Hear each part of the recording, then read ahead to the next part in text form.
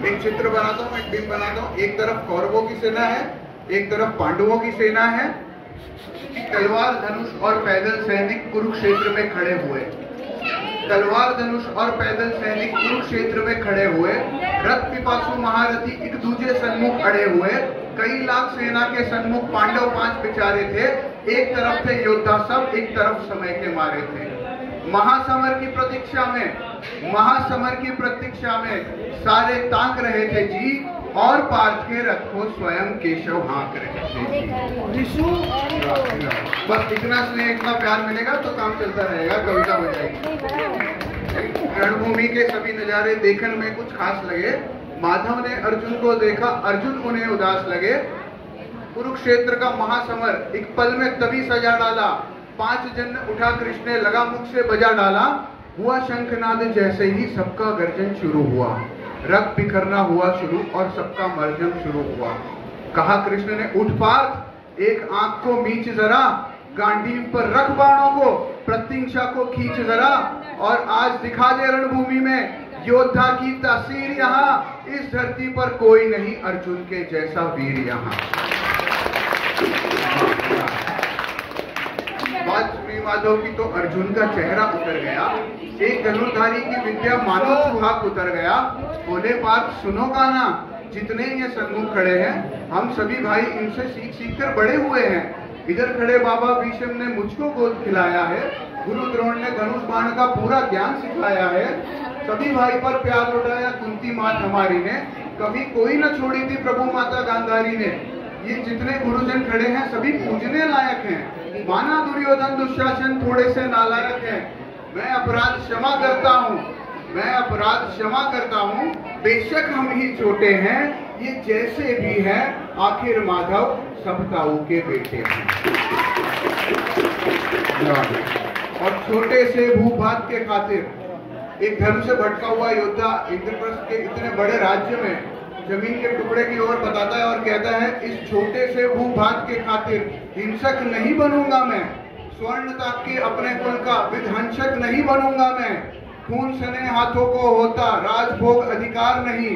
परिवार मारकर गद्दी मिले तो सिंहासन स्वीकार नहीं। रथ पर बैठ गया अर्जुन, मुंह माधव से मोड़ दिया। आंखों में आंसू भरकर गांडीव हाथ से छोड़ दिया।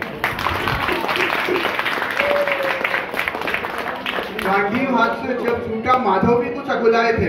भगवान ने सोचा मैंने शंखनाद कर दिया, अभी कह रहा हूँ कि लड़ना नहीं है तो बेइज्जती हो गई। फिर भगवान ने माधव ने तो गांडीव हाथ से जब छूटा, माधव भी कुछ अकुलाए थे। शिष्य बात पर गर्व हुआ, मन ही मन मुस्काए थे। भगवान ने सोचा इसके पास कुछ नहीं बचता, फिर भी अभी भी ये संस्कारों की बात कर रहा है, परिवार की बात कर रहा है, तो ये मेरे ही संस्कार है। मन में सोच लिया अर्जुन की बुद्धि न सड़ने दूंगा। समर भूमि में पार्थ को कमजोर नहीं पड़ने दूंगा। उसके धर्म बचाने के खातिर एक नव अभियान शुरू हुआ। उसके बाद फिर जगत गुरु का गीता ज्ञान शुरू हुआ। एक नजर में रणभूमि के कनकन डोल गए माधव। टकटकी बांध कर देखा एकदम, फिर बोल गए माधव, हे पार्थ मुझे पहले बतलाते, मैं संवाद नहीं करता। तुम सारे भाइयों की खातिर कोई विवाद नहीं करता। पांचाली के तन पर लिपटी साड़ी खींच रहे थे वो, दोषी वो भी उतने ही हैं जबड़ा भींच रहे थे जो।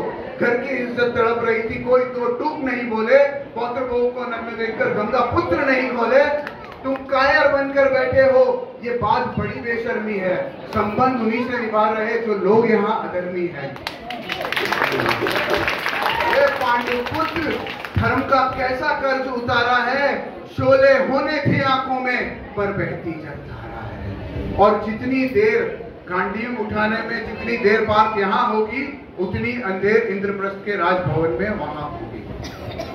अधर्म धर्म की गहराई में खुद को नाप रहा अर्जुन। असुर धात फिर तेज हुई और थर थर कांप रहा अर्जुन। हे माधव, कुल नाशक कैसे बन जाऊं?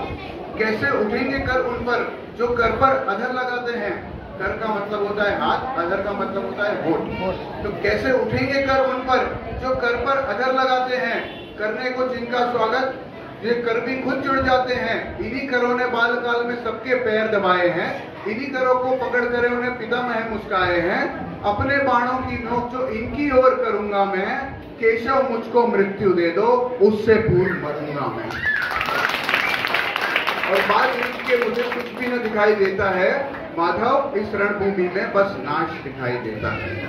बात बहुत भावुक थी, किंतु जगत गुरु मुस्कुराते थे और ज्ञान की गंगा निरंतर चक्रधारी बरसाते थे। जन्म मरण की यहाँ योद्धा चाह नहीं करते, क्या होगा अंजाम युद्ध का ये परवाह नहीं करते। ये कुछ मत सोचो, बस कर्म में ध्यान लगाओ तुम, क्या होगा अंजाम युद्ध का ये मत अनुमान लगाओ तुम। इस दुनिया के रक्तपात में कोई तो एहसास नहीं, निज जीवन का करे फैसला नर के बस की बात नहीं। तुम न जीवन देने वाले नहीं मारने वाले हो, न जीत तुम्हारे हाथों में तुम नहीं हारने वाले हो। और मानव वश में शेष नहीं कुछ, फिर भी मानव डरता है, वह मरकर भी अमर हुआ जो धर्म के खातिर मरता है। फिर भगवान यहाँ बताना क्या चाह रहे थे कि जीवन का सार बता रहे थे। और ये बात हम आज भी देख सकते हैं, हमारे जो योद्धा के हमारे जो जवान, सेना के जवान योद्धा जो आज बॉर्डर पे शहीद होते हैं, उसी से रिलेट करते हुए एक बात, पंक्तियां जो भगवान कृष्ण ने यहाँ पे कही थी, वही कहता हूँ। आगे बढ़ते हैं कि न सत्ता सुख से होता है, न सम्मानों से होता है, न सत्ता सुख से होता है, न सम्मानों से होता है, जीवन का सार सफल केवल बस बलिदानों से होता है। और देहदान योद्धा ही करते हैं। जो हमारे बॉर्डर पे शहीद जो जवान जो शहीद होते हैं, उन्हें तिरंगे में लपेट के लाया जाता है, वो सबसे बड़ा सम्मान है। वही भगवान ने यही भी यहाँ भी कहा कि देहदान योद्धा ही करते हैं, ना कोई दूजा जाता है। रणभूमि में वीर मरे तो शव भी पूजा जाता है।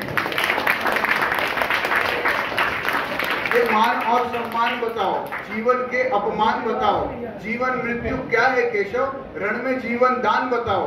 काम क्रोध की बात कही तो मुझको उत्तम काम बताओ, और खुद को ईश्वर कहते हो तो जल्दी अपना नाम बताओ। इतना सुनते ही माधव का धीरज पूरा डोल गया। तीन लोक का स्वामी फिर बेहद गुस्से में बोल गया कि कान खोलकर सुनो पार्थ। भगवान ने जो विराट स्वरूप के दर्शन दिए थे अर्जुन को, उसी से वही पंक्तियां आती है अब कि कान खोलकर सुनो पार्थ, मैं ही त्रेता का राम हूँ। कान खोलकर सुनो पार्थ, मैं ही त्रेता का राम हूँ।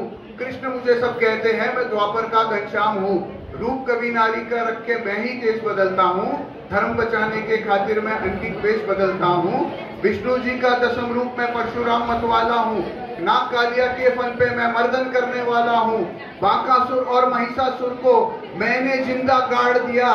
नरसी बनकर धर्म के खातिर हिरण्यकश्यप फाड़ दिया। और रथ नहीं कहीं भी चलता है।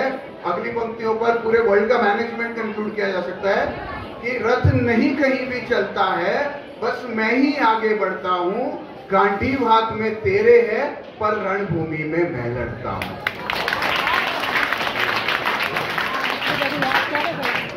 जैसे ही मेरे माधव का कद थोड़ा सा बड़ा हुआ, सहमा सा अर्जुन एकदम से रथ पे खड़ा हुआ।